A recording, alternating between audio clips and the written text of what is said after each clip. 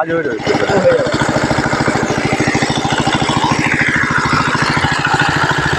হয়নি খানা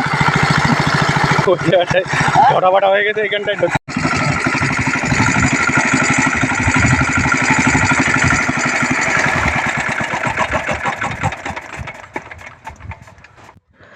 তো জমিতে জল দিচ্ছিলাম, জল দেওয়া হয়ে গেছে আজকে। আপাতত এই পর্যন্ত, পাইপটা গুটিয়ে মোটামুটি বাড়ির দিকে নিয়ে যেতে হবে এবার। তো আজকে মাঠে চলে এসেছি।